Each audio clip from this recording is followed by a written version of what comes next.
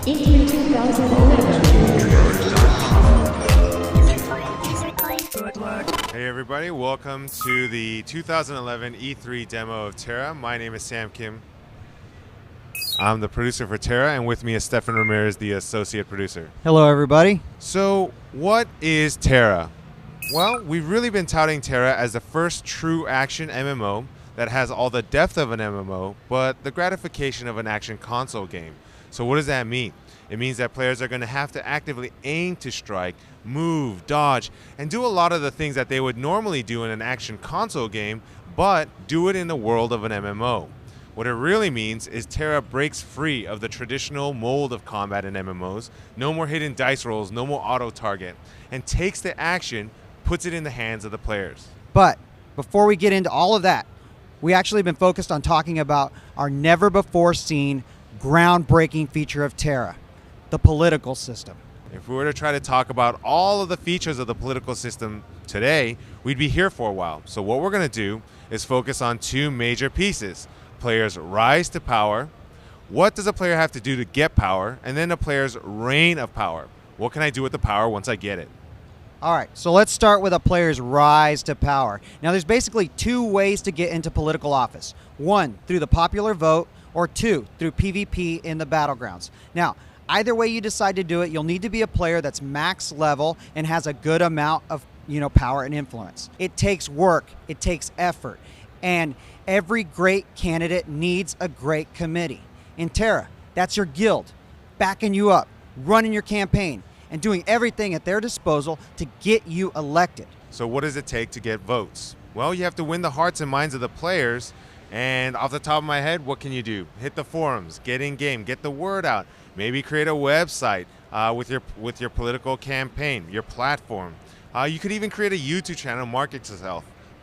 But to be honest, we really don't know what it'll take to become elected because there's so many variables depending on your server, your time zone, East Coast, West Coast, PvP centric, all these, there's so many variables that it'll be up to the players to use their creativity to win the hearts and minds of the fellow players. And that's just using votes. So let's say you want to go through PvP in the battleground. Well, you'll still need the support of your guild and others to form PvP battle groups and be the best on the server. And what does it take to be the best? Training, skills, coordination, teamwork, communication. Luck. How many of us have been on the battlefield and we know that a little luck plays a factor? Well, battlegrounds offer a player the way to take a province by brute force and literally putting your skills to the test. Either way, the political system is a player-driven feature, meaning the people are the content. And you'll be interacting with allies and enemies in a way that no other MMO has ever done before. And because of that, no two elections will ever be alike. Now we'd like to talk about the really sexy part of the political system, a player's reign of power. As a Vanarch, you will be one of the most influential players on the server. But what does that mean? Power, money, fame. Power comes in many forms, and as a Vanarch, you control the towns and NPCs in your province. That means raising taxes, making tons of money, enabling PK in your zone, opening up shops, specialty shops, skill trainers. It means running your own events, and it also means imprisoning players in your province, those enemies, the jackasses, the jerks. Now, as a Vanarch, when you run your own events, what you're doing is you're bringing people into your province. And as they do that, they'll be hitting up your towns, buying from your shops, paying your taxes, making you rich. Money. So that covers power and money. What about fame? All right, so let me tell you about fame. Now, as a Vanarch, when somebody rolls into your province, bam, they'll instantly see that you are the Vanarch. Everybody's going to know who you are and where you rule. And if your name is literally on the map. And if that's not enough for you, you and your guildmates will have some of the sweetest mounts in the game. People are going to see that shit from a mile away and be like, oh man, it's a Vanarch. So that covers a player's rise to power and a player's reign of power. And that's a lot of content. So what we're going to do is wrap that up into a neat little package and talk about two characters, Landon and Xavier. Meet Landon, an elite healer in Terra and a guild leader of a group of people that are very motivated to help others. They often go above the call of duty to help people run quests, complete dungeons, and take on BAMs. But most of all, Landon really enjoys connecting with other players and engaging in the world of Terra. But before long, people begin to notice that Landon and his guild are doing a lot of good things, and they feel like Landon would make a great Vanarch. So Landon approaches his guild, and he's like, hey, what do you guys think about this? They love it. They want Landon to be a Vanarch, and they get right behind him. His committee is ready to go, and they're firing on all cylinders. They're running his campaign for him. And they do it by word of mouth, starting with friends and networking out to the forums. Soon, everyone knows the name Landon. In election time, they vote for Landon because they've heard about him, they know what he's up to, and he wins in a landslide.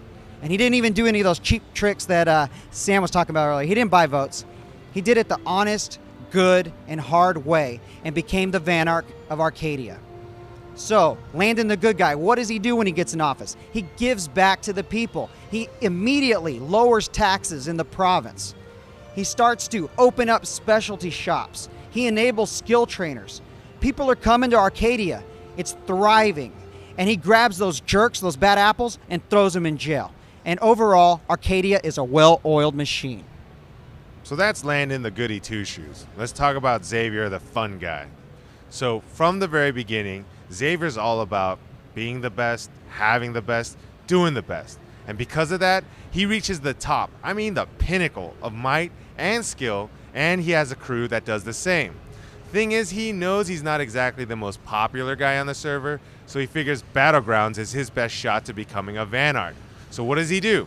He trains, he fights, he owns, he dominates his opponents, which quickly make him the Vanarch of Oscarath. Now, as the Vanarch of Oscarath, what does Xavier do? Raises taxes immediately, enables PK in his zone, and rides around town on his pimped out Vanarch mount, showing it off to everyone in the province. On top of that, Xavier also rules his province with an iron fist. He gets rid of everyone who gets in his way. And if you start talking smack, it's prison for you. All the while, he's making tons and tons of money from his taxes, his shops, and events, which is a problem because he is having trouble getting the support of his people. And just like real politics, you need the support of your people to stay in power. That's right, because as a Vanarch, you don't have free reign of power. In order to maintain your province, you need policy points. Now, there's two ways of getting those points. One, through the support of others by recommending your guild, which Xavier's not going to get. And two, by completing very challenging Vanarch quests, which kind of brings us to our situation today. Yep. So, Xavier's having some trouble getting the recommendations from the people in his province. So he's going to have to do a Vanarch quest to get the policy points he needs to stay in office. Today, that Vanarch quest is to take down the mighty Sabernac. It's an example of a big-ass monster, or BAM for short, and he knows he can't do this alone, so he's going to beg Landon to provide some help. And luckily for Xavier, Terra is all action and no faction, which means the players choose who the heroes and the villains are.